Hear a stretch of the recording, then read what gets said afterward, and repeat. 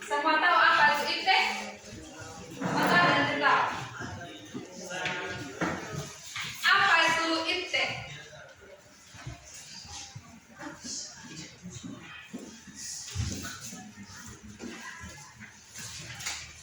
Tahu apa iptek?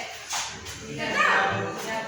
Yang kalian pakai setiap hari, yang kalian bawa setiap hari itu apa? Berarti iptek itu apa? Ya, iptek itu ilmu pengetahuan teknologi. Terima kasih.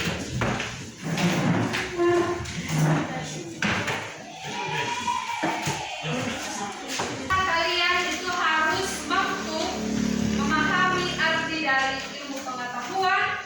Kalian juga harus mampu menjelaskan asal-usul dan definisi dari teknologi itu sendiri. Dan di mana kalian juga harus mampu mendefinisikan dampak positif, dampak negatif dari iptek itu sendiri. Nah, kalian juga harus mampu menjelaskan bagaimana seharusnya remaja Kristen itu menyikapi perkembangan iptek dan menjelaskan pembahasan iptek dalam Alkitab. Nah, beberapa poin itu yang akan kita belajar pada hari ini.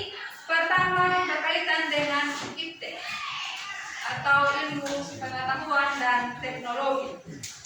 Nah, dalam berpergian dulu, kalau berpergian dari misalkan dari sini, dari Tandeni ke Semboa, itu biasa menggunakan apa? Dulu, jangan salah, jalan kaki, apa lagi? Ya, tapi sekarang sudah berbeda ya, sudah bisa pakai mobil, sudah bisa pakai motor, ada yang lebih sederhana itu yaitu sepeda. Nah, dalam dunia komunikasi juga dulu orang berkomunikasi itu menggunakan sekarang pakai apa? Laptop dan lain sebagainya. Nah, jadi sangat pesat perkembangan ilmu pengetahuan teknologi.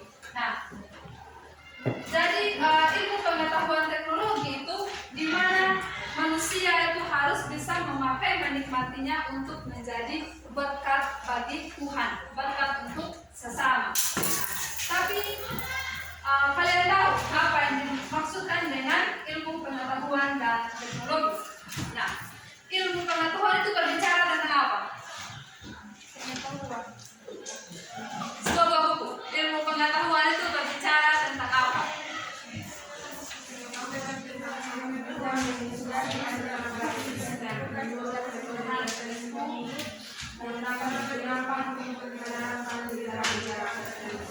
Ya, jadi ilmu pengetahuan ini berbicara bagaimana kita, prinsip-prinsip apa yang akan kita gunakan, metode apa atau pengetahuan, segala pengetahuan yang ada. Jadi dan di mana teknologi? Teknologi itu apa?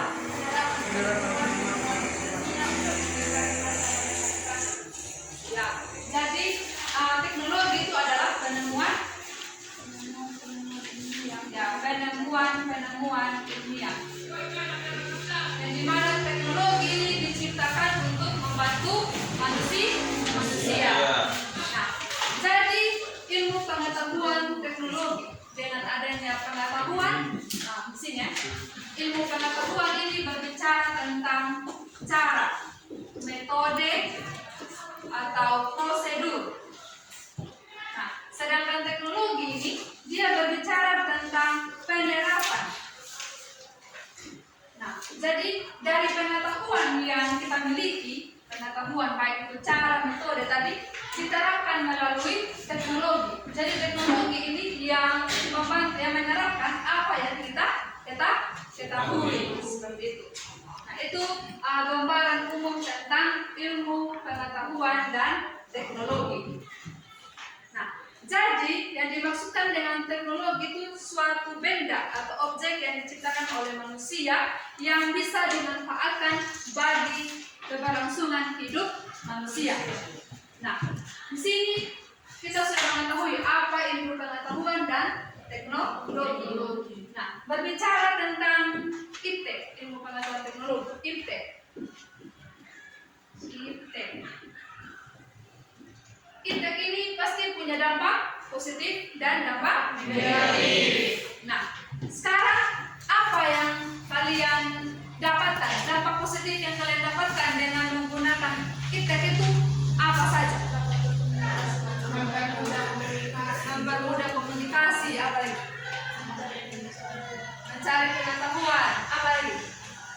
Dampak positif pada saat kalian menggunakan iptek, baik itu handphone. Iptek itu bukan saja berkaitan dengan handphone ya, tapi ilmu teknologi segala sesuatu, mau mobil itu semua.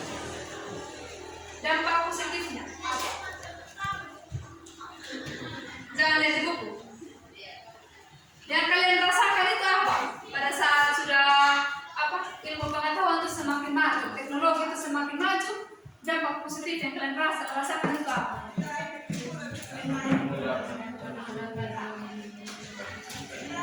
Mempermudahkan menjalankan tugas dan tanggung jawab. Ya. Nah, contoh di buku ya. Contoh di buku itu di mana dampak positif itu mempermudah kita untuk berkomunikasi, lalu mempermudah kita untuk mendapatkan informasi dari luar, ya, dengan cepat dan dengan waktu yang singkat. Lalu membantu kita juga mengetahui bagaimana keadaan pemerintah yang jauh dari kita. Jadi kita bisa mengetahui apa yang terjadi di sana dengan menggunakan iptek. Ya. Nah, tapi ada dampak negatif. Apa dampak negatifnya? Ya, pornografi. Apa lagi? Bagi yang kalian rasakan dampak negatif. Ya, penipuan kita sekarang. Oke, jadi dampak negatif dari iptek itu juga sangat besar. Jadi pasti kalian semua sudah rasakan ya apa yang menjadi dampak negatif dari iptek itu sendiri.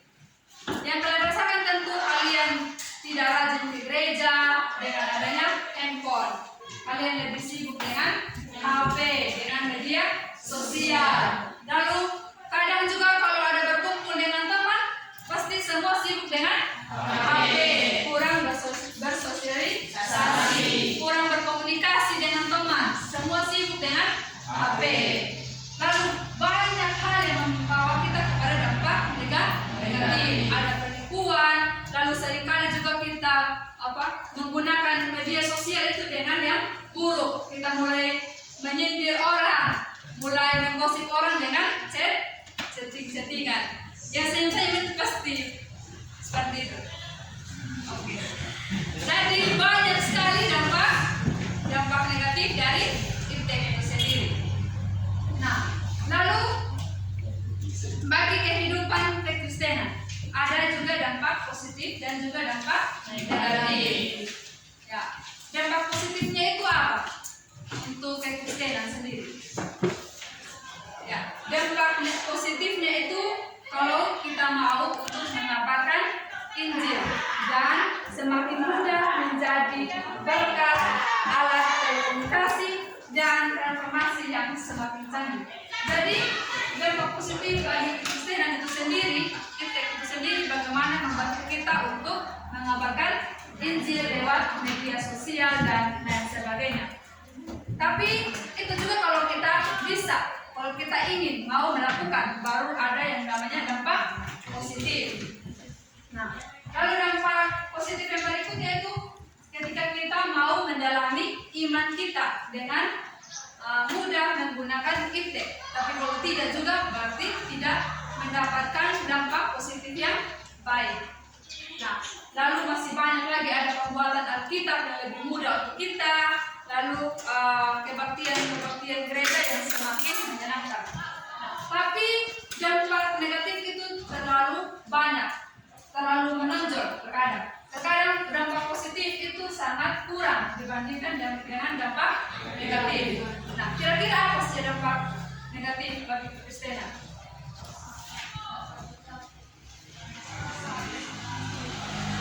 Ya, lebih fokus di pesan ketimbang di Alkitab. Nah, jadi kadang juga dengan iptek itu kita lebih memprioritaskan iptek dibandingkan dengan Tuhan. Ya, kita lebih fokus untuk kesenangan kita dibandingkan dengan Tuhan. Lalu kita juga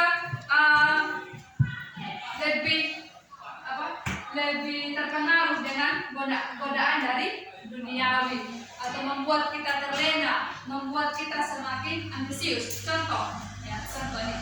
Kalau kita lihat gambar-gambar yang bagus kayak sepatu, baju, handphone dan lain sebagainya di media sosial, pasti itu dari dalam diri kita mempunyai keinginan yang kuat untuk kita miliki itu barang, ya kan? Kita mau miliki itu barang, jadi itu yang membuat kita semakin stres, kita lupa untuk Tuhan. Kita lebih tertuju kepada barang tersebut yang kita lihat lewat iptek itu. Nah, jadi ada pertanyaan, apakah iptek itu dilarang dalam kekristenan? Tidak. Tidak. Kenapa? Iptek itu dosa tidak? Tidak.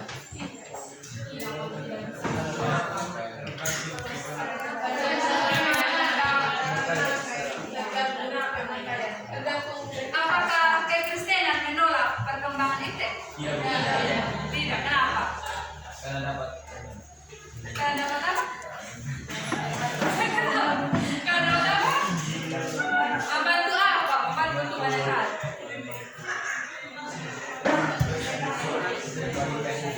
Ya, membantu mendapatkan Injil. Oke, terima kasih.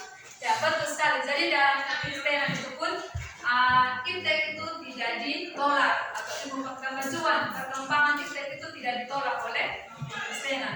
Justru iptek itu adalah sebuah hal yang bagus bagi kekristenan untuk mengabarkan Injil. Ya, betul sekali. Nah, semua bawa HP itu? Ada kita? Ada. Di dalam HP? Ada. Karena sekarang kita belajar tentang iptek, berarti boleh kita buka Alkitab menggunakan HP. Sekarang buka Alkitab, itu ayat 5. Amsal 1 ayat 5. Amsal 1 ayat 5 mengatakan bahwa baiklah orang bijak mendengar dan menambah ilmu, dan baiklah orang yang berpengertian memperoleh bahan perlindungan. Ya, jadi secara tidak langsung mengatakan bahwa kekristenan tidak menolak perkembangan iptek, ya iptek atau teknologi. Betul sekali. Nah, jadi ayat tersebut justru Tuhan memerintahkan kepada manusia untuk semakin berkembang dalam ilmu pengetahuan. Jadi Tuhan sendiri pun yang menyuruh manusia untuk semakin berpengertian dan semakin berkembang dalam ilmu pengetahuan. Tetapi Tuhan juga memerintahkan agar manusia juga bijak dalam menggunakan ilmu pengetahuan tersebut. Nah, di sini juga Tuhan bukan berarti ya, kan ini perintahnya Tuhan, jadi saya tidak salah kalau menggunakan teknologi yang bikin begini ya. Tapi yang Tuhan maksudkan ialah bagaimana kita berkembang dalam ilmu pengetahuan, khususnya teknologi itu, agar kita menjadikan teknologi itu untuk memberitakan Injil, untuk menjadi berkat bagi orang lain, dan juga membawa damai sejahtera, bukan menjadi batu sandungan untuk orang lain, seperti itu. Nah, sekarang buka dalam Kejadian 1 ayat 27 sampai 28. Kejadian 1, terima kasih Bu. Nah, di mana dalam Kejadian 1 ayat 27 sampai 28 itu Allah memberikan suatu amanat ilahi untuk manusia, yaitu menaklukkan alam semesta. Nah, tapi bukan berarti menaklukkan kita mulai kita bilang membayangkan bagaimana menaklukkan berarti kita berkuasa atas semesta ya, atau kita seenaknya terhadap semesta. Tetapi bagaimana menaklukkan yang dimaksudkan di sini artinya kita bukan sekadar berkuasa atas alam semesta, tetapi kita juga atau kita juga ditugaskan untuk memelihara alam semesta. Jadi bukan sekadar yang Tuhan kan bilang menaklukkan semesta, berarti sesukanya saya berkuasa atas semesta, sesukanya saya mau lakukan apa, tidak. Tetapi Allah memerintahkan kepada kita untuk menaklukkan dan memelihara alam semesta. Nah, adapun dalam perwujudan sejarah manusia ada tentang ilmu teknologi atau iptek itu sendiri, yang dimana dalam sejarah air bah, semua tahu tentang cerita tentang air bah. Cerita tentang air bah berkaitan dengan Nabi Nuh. Jadi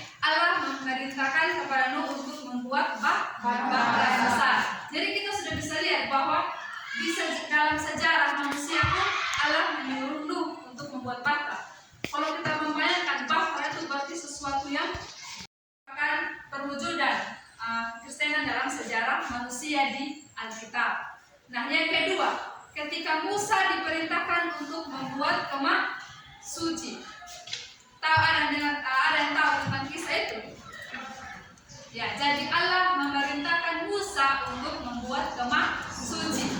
Berbicara kemah suci berarti itu merupakan pembangunan kemah untuk beribadah.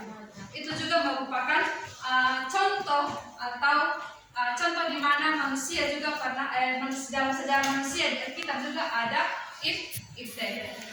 Nah, lalu tentang juga di mana bait suci dan istana yang dibangun oleh Salomo. Ya. Nah, berkaitan dengan itu ada yang mau bertanya? Bertanya sejauh ini, baik itu pengertian dari ilmu pengetahuan dan teknologi, lalu dampak positif, dampak negatifnya.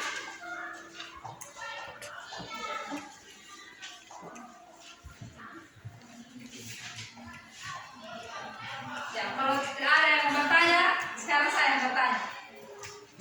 Nah, tadi kita sudah membahas ada pengertian, dampak positif dan dampak negatif. Nah, lalu bagaimana kita menyikapi atau menghadapi perkembangan IPTEK? Sikap kita terhadap perkembangan IPTEK itu harus bagaimana?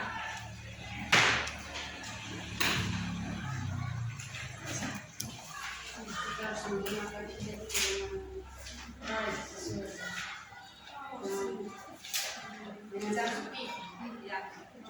Jadi kita menggunakan IPTEK itu sesuai dengan hal yang positif. Dan kita menggunakan IPTEK itu untuk menjalankan apa yang Tuhan kehendaki. Bukan kita menggunakan IPTEK itu untuk kepuasan kita, keinginan daging kita. Bukan kita bersenang-senang menggunakan IPTEK atau ilmu pengetahuan teknologi, tetapi bagaimana kita menggunakan IPTEK itu untuk menjadi berkat Tuhan. Nah, adapun bahan Alkitab kita pada hari ini yaitu dalam Kejadian 1 ayat 8. Nah, yang dimaksudkan di situ adalah bagaimana manusia dia melahirkan pengetahuan yang baik untuk menguasai bumi, tetapi sesuai dengan kehendak Allah, bukan kehendak manusia. Ya, sekarang dalam Amsal 1 ayat 7a. Ini adalah dasar pengertian yang benar bahwa supaya kita tidak jatuh dalam pencobaan iblis. Pencobaan iblis dan pencobaan IPTEK. Ya, IPTEK akan membawa dampak negatif ketika kita dicobai oleh iblis. Seperti itu. Ya, betul sekali di mana bahwa kalau kita jatuh dalam pencobaan iblis, berarti kita akan membawa dampak yang negatif menggunakan IPTEK. Nah, bagaimana supaya kita tidak jatuh dalam pencobaan iblis? Jawabannya ada di dalam Efesus 6 ayat 10 sampai 17.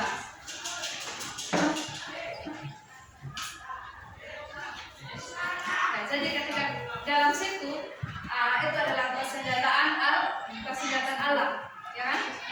Ya. Yang dimana persenjataan itu akan membekali kita untuk berperang melawan tipu muslihat iblis. Ya, kita harus perisai iman dan ketopong keselamatan. Jadi dengan iman kita yang akan menyelamatkan kita. Kalau kita tidak beriman, berarti kita tidak selamat. Jadi kalau kita tidak beriman, maka kita pun tidak bisa melawan pencobaan iblis. Nah, tentang pencobaan, yang mencoba itu iblis atau Tuhan? Pencobaan itu datangnya dari mana? Tuhan.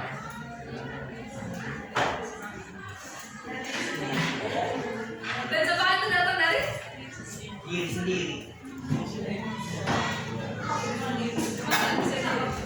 Bisa. pencobaan itu datang dari iblis. Masa Tuhan memberi kita pencobaan? Sekali-sekali Tuhan tidak pernah memberikan manusia pencobaan. Nah, ya bisa kalian cari tentang pencobaan itu bahwa Tuhan tidak pernah memberikan manusia pencobaan, tetapi yang memberikan pencobaan itu iblis. Jadi jangan kalau kita menggunakan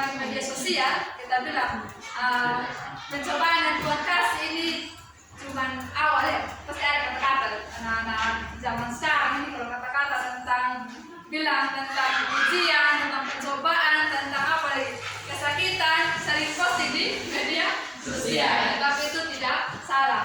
Bagaimana kita juga mencurahkan isi hati. Tapi lebih baiknya kita curahkan isi hati kepada Tuhan. Tapi jangan, jadi stop sudah. Yang bilang pencobaan itu datang dari Tuhan baru nanti akan indah pada waktunya. Itu salah besar. Tuhan tidak pernah memberikan pencobaan, tetapi Tuhan hanya menguji kita. Pencobaan dengan pengujian beda atau tidak? Beda ya, beda sekali. Pencobaan itu bagaimana untuk mencobai kita, tetapi ujian itu bagaimana Tuhan melihat apakah kita kuat atau tidak, kita sanggup atau tidak. Jadi stop menggunakan media sosial baru memberitakan yang tidak betul. Jadi harus lebih rajin membaca Alkitab. Jadi kalau kita mau untuk memberitakan Injil, kita mau untuk membagi motivasi, tidak salah atau tidak lari dari firman Tuhan. Nah, jadi bagus kalau kita mau memberitakan firman, membagikan ayat atau memberikan motivasi terhadap orang lain menggunakan media sosial, menggunakan atau melalui caption bagus sekali. Tapi perlu kita ketahui bahwa ada beberapa kata yang membuat orang juga akan terjerumus kepada hal yang buruk atau punya pemahaman yang salah. Jadi apapun yang kita bagikan di dalam media sosial, di caption itu atau di kata-kata motivasi untuk diri sendiri juga yang galau-galau itu, yang bilang pencobaan bahwa nanti akan indah pada waktunya tapi tidur terus, nah itu juga salah. Jadi harus pikir panjang kalau kita mau buat kata-kata harus sesuai dengan firman Tuhan dan juga kehendak Tuhan. Nah, sekarang lanjut di bagian Mazmur 119 ayat 105. Ya, firman itu perintah bagiku dan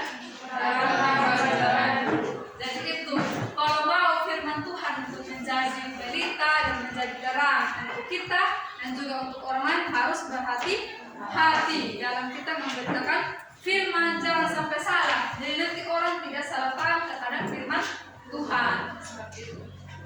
Ya, jadi dimana kita juga harus pedangkanlah roh firman Allah. Jadikan firman Allah itu sebagai pedang kita, sebagai alat kita untuk melawan pencobaan. Ya, seperti itu. Ya, sampai di sini. Sekarang kalian sudah paham apa yang harus dilakukan dengan IPEK?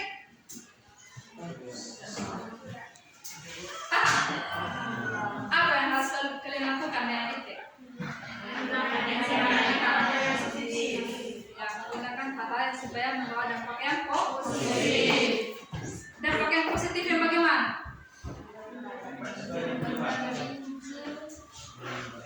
Membacakan Injil, apa lagi? Menambahkan Tuhan kita dalam iman kepada Tuhan. Ya. Jadi jangan kita pakai di media sosial, dan juga khususnya pasti yang lagi tren sekarang Facebook dan WhatsApp. Nah, jangan kita pakai Facebook itu untuk pakai buat caption yang menyindir orang lain. Siapa sih yang suka sekali menyindir? Balas menyindir masalah dan bagi, laki-laki tidak pada tepat.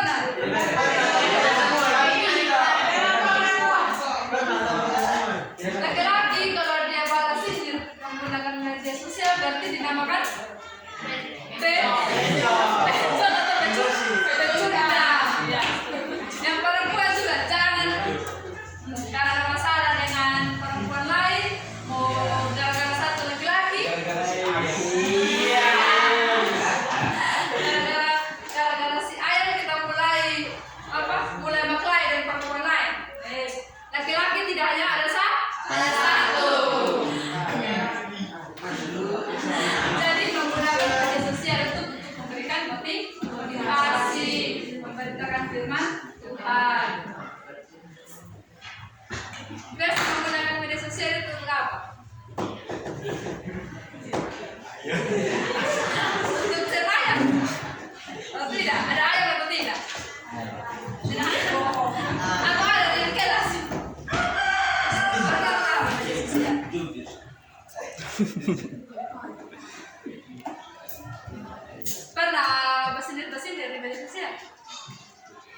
kata-kata. Oh, bagus.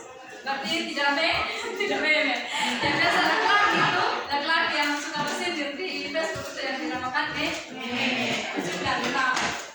Ya, jadi sekarang kalau bilang yang namanya merokok, kalau bilang yang namanya itu dalam laki-laki merokok, kalau perempuan suka menyindir, atau suka berkelahi lewat kata-kata lewat media, itu sudah basi. Yang tren, yang kalau sesuatu yang tren berarti sesuatu hal yang baru. Jadi kalau mau tren berarti harus menciptakan sesuatu hal yang baru. Nah kalau yang bilang menyindir itu sudah biasa. Jadi berarti kita menggunakan media sosial supaya kita memberitakan firman itu yang tren sekarang, yang lagi yang baru. Kalau yang bilang untuk posting baru pakai kata-kata yang suka baru mulai di posting ayam begini dan sebagainya, tapi tidak menjadikan berkat, itu sudah biasa. Jadi kalau mau tren harus lewat media sosial untuk memberitakan firman. Nah, bagaimana supaya kita memberitakan Injil, selain memberitakan firman dan kata-kata itu, kira-kira apa lagi? Kelakuan. Lewat media sosial. Komunikasi dengan orang yang jauh. Komunikasi dengan orang yang jauh. Apa lagi? Selain kita bilang lewat captionnya kita, lewat storynya kita, selain itu apa lagi? Supaya kita bisa memberitakan firman, memberitakan Injil. Dengan cara secara langsung. Ya, secara langsung itu berkaitan dengan apa? Tidak, maksudnya kata-kata apa? Dia berkaitan dengan video. Jadi bisa juga kita memberitakan lewat video. Kalau sekarang yang lagi tren itu yang biasa-biasa, yang sudah biasa itu, yang sudah biasa buat video jedek baru diposting, itu sudah biasa, sudah basi istilahnya. Jadi kalau mau buat hal yang baru supaya menjadi tren yang baru juga, berarti membuat video yang memberitakan firman. Nah, contohnya apa?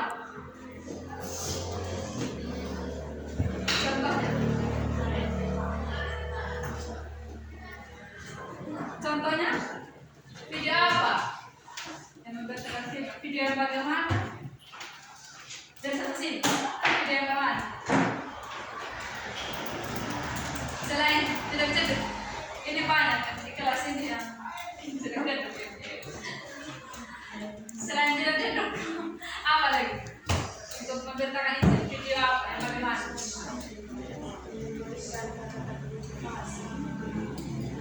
Buat video, gitu?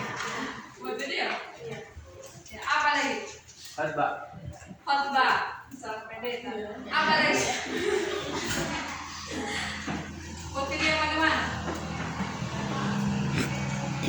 Ya, misalkan menyanyi lagu rohani, baru direkam, baru diposting, seperti itu. Atau bisa juga pada saat peribadahan, kebaktian. Kalian di sini pernah ada pertemuan kelas, diskusi, pernah? Nah, jadi itu juga dibutuhkan. Itu juga kalian harus membuat itu sesuatu tren yang baru. Jadi ini tugas supaya ini betul. Saya minggu depan akan datang untuk riset tugas dan saya sudah komunikasi dengan ibu. Kalian diskusi buat dalam ini satu kelas semuanya. Satu kelas. Ya, kalian buat pertemuan kelas, ada kebaktian, mendengar atau bacaan kitab 1-2 ayat. Nanti kalian rekam baru di posting. Bisa? Bisa tidak? Bisa. Kalau mau ada bilang indah pada waktunya, berarti harus maju. Kalau tidak berarti tidak akan indah.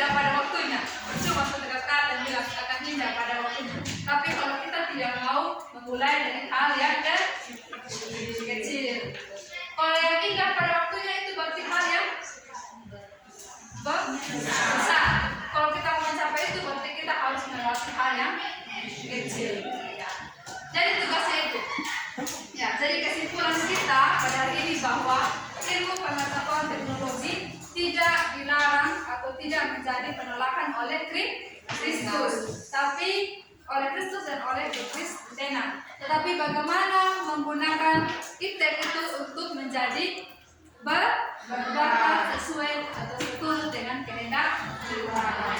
Oke, sampai di sini. Ada yang bertanya sebelum kita menutup kelas? Mau pulang hari ini? Bertanya tidak? Atau ada yang mau menambahkan atau mau menyampaikan apa yang paham? Satu orang atau dua orang? Satu laki-laki, satu perempuan.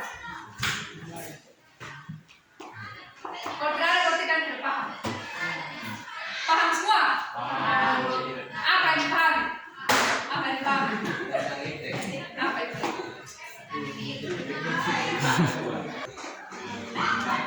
Menggunakan iptek dengan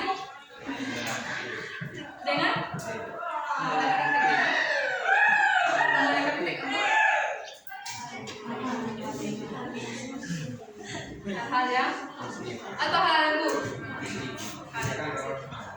Betul ini? Sekolah yang pendek kan? Ya. Memberitakan firman Tuhan. Yang terkuat. Apa di sana? Nama siapa? Diva. Ambu. Apa? Iptek. Dilarang atau tidak? Kenapa tidak dilarang? Untuk lebih mengetahui tentang